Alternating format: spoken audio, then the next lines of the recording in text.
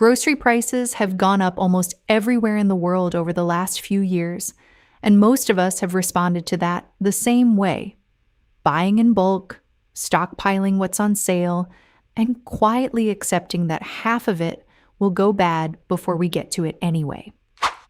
At the same time, a lot of that same food is leaving us tired, bloated, and reaching for something else an hour later. Japan is one of the most expensive countries in the world to live in. Groceries are not cheap there.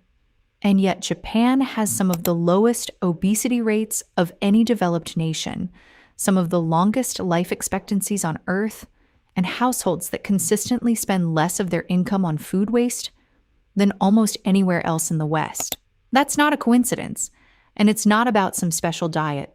It's about how the shopping happens, long before the cooking does. Today, I'm walking through 15 specific habits from Japanese grocery shopping that changed how I shop, how I eat, and how much I spend by the end of the week. Habit number 9 is a total game changer for your weekly budget, and it's something almost nobody outside Japan has ever heard of. Habit 14 is going to make you look at your own trash can differently because you've been throwing away food you already paid for without realizing it. Stay with me until the end because these habits build on each other. Skip the middle, and the last few won't make nearly as much sense. Let's start with the habits that happen before you've picked up a single item, because the shopping trip itself is where most of the waste begins. Habit 1 is the small basket rule.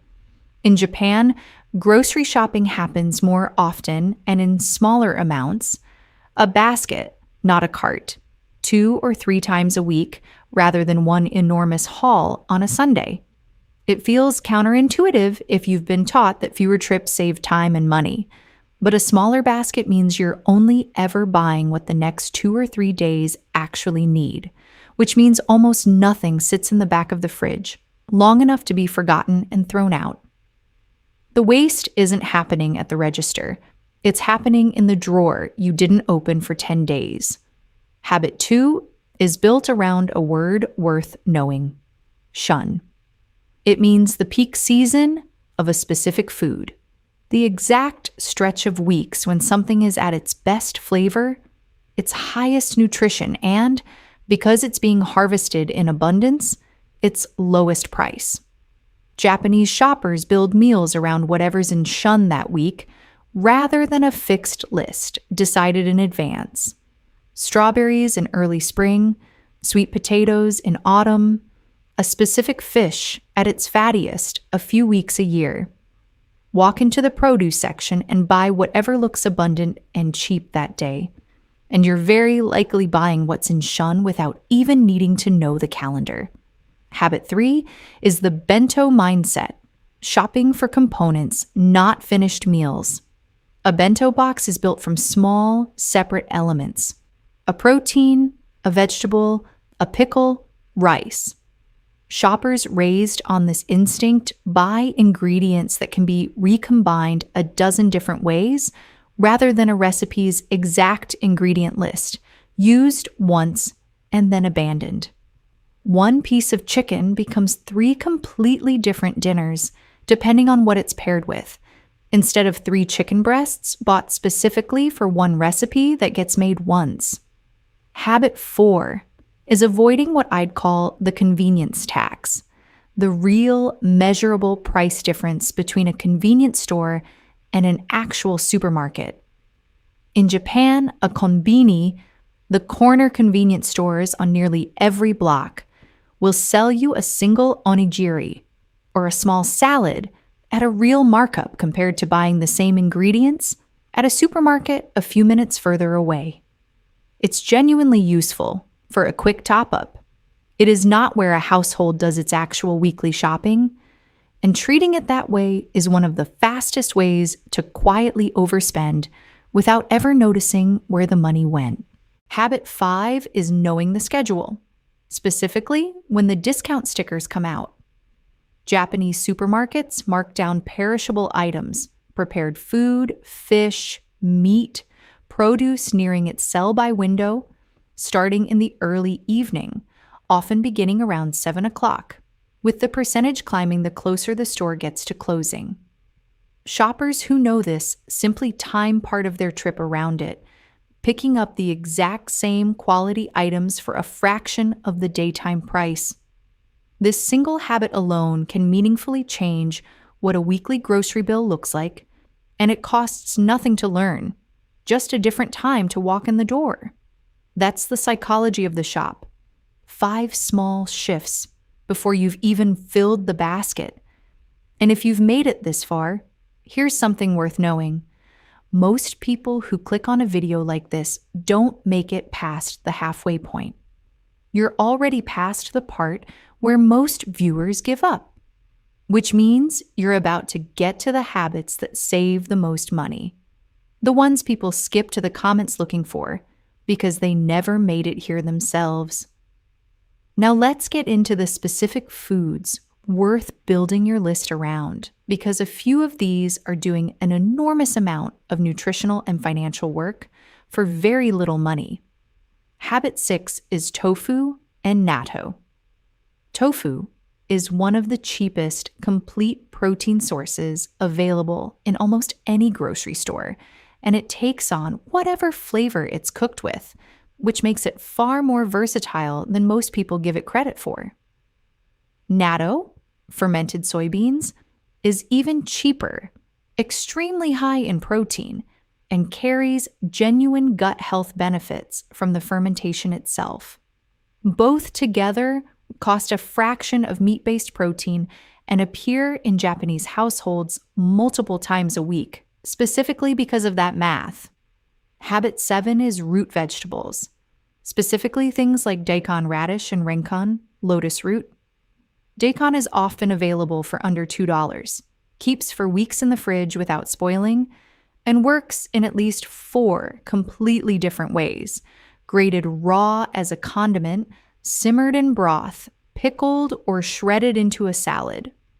Renken has a similar durability and versatility, with a satisfying crunch that holds up in stir-fries and soups.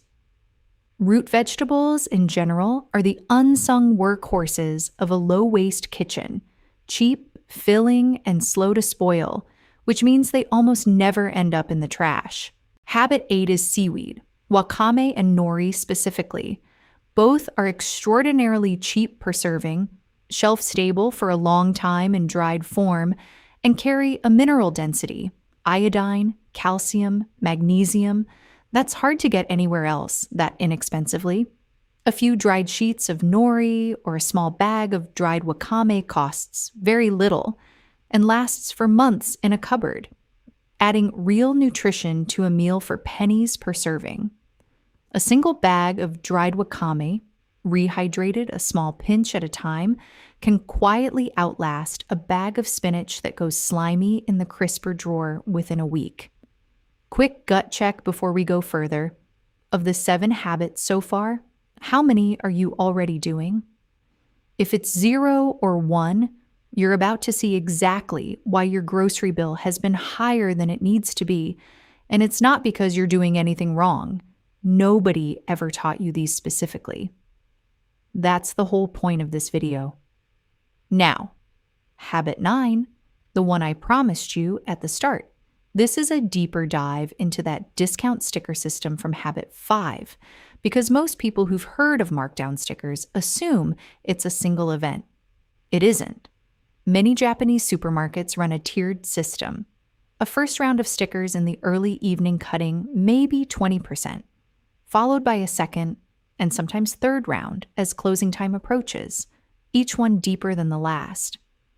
The exact timing varies by store, but shoppers who learn their local supermarket's specific pattern can time a single trip to catch the final markdown round and walk out with meat, fish, and prepared food at 50% off or more on items that were completely fresh just hours earlier.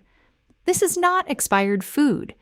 It's food the store needs to move before the day ends, priced accordingly.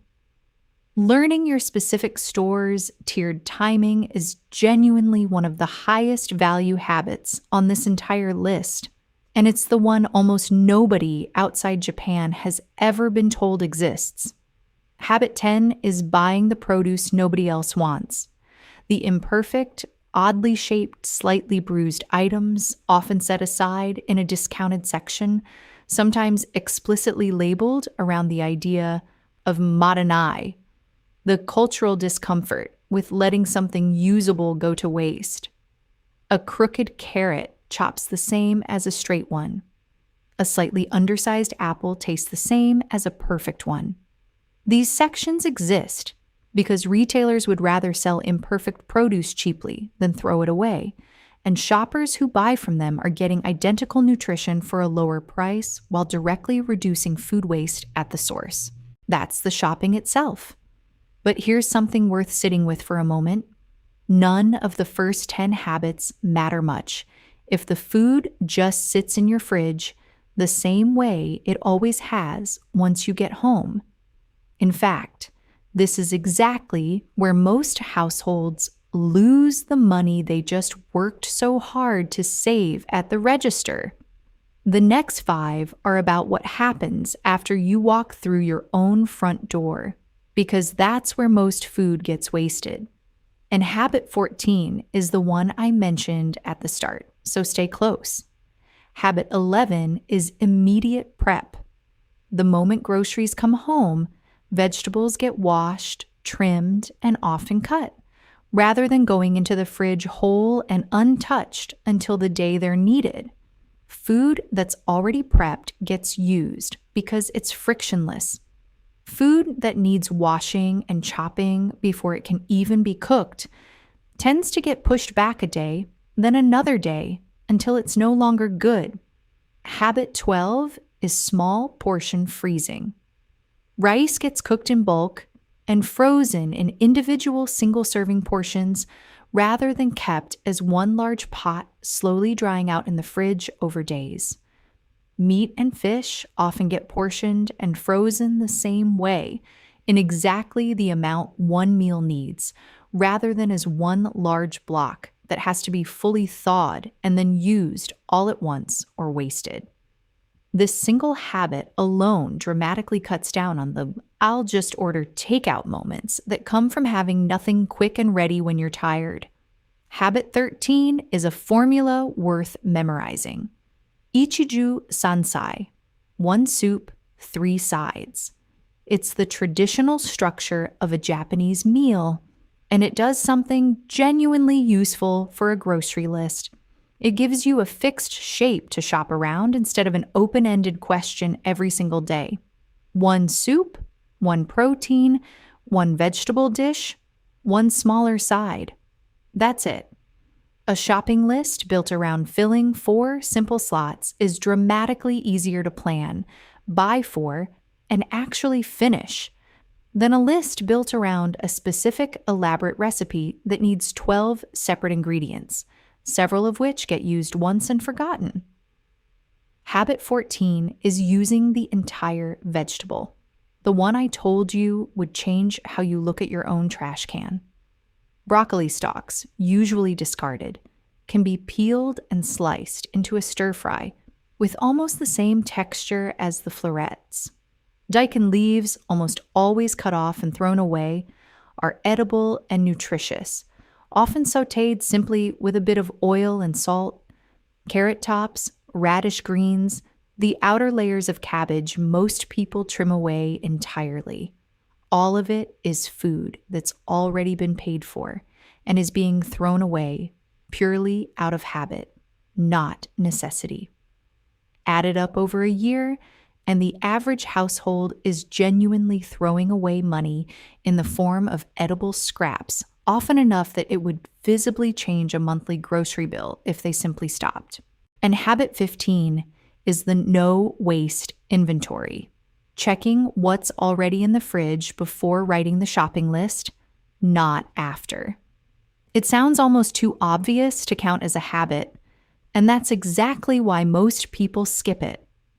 A list built without checking the fridge first almost always duplicates something already there, while something else that actually needs using gets ignored for another week. 5 minutes looking through what you already have before you write a single item down is the habit that makes every other habit on this list actually work together instead of working against each other. So here's what all 15 of these actually add up to. It was never really about the individual habits, the discount stickers, the root vegetables, the small portion freezing. It's about a completely different relationship with food, one where nothing is bought without a reasonably specific plan for how it gets used, and where using every part of what you already paid for is treated as basic respect for the food itself, not an inconvenience. You don't need to adopt all 15 this week. Pick 2, maybe the discount sticker timing and the no-waste inventory check, and just try those for the next 2 weeks. Notice what happens to both your fridge and your bill. Now I want to hear from you. Which of these 15 surprised you the most? Or is there a grocery habit from your own culture, your own family, that does something similar? Something that saved you money or cut down on waste in a way most people around you have never thought to try? Tell me in the comments. I read every single one, and some of the best ideas on this channel have come directly from what you've shared down there. If this changed how you're going to shop this week, share it with someone who's been feeling the grocery bill climb and hasn't found a real answer yet. And if you want to see where all this food actually goes once it gets home, my next video walks through exactly how a Japanese kitchen stays this organized with half the storage most Western kitchens have. I'll see you there.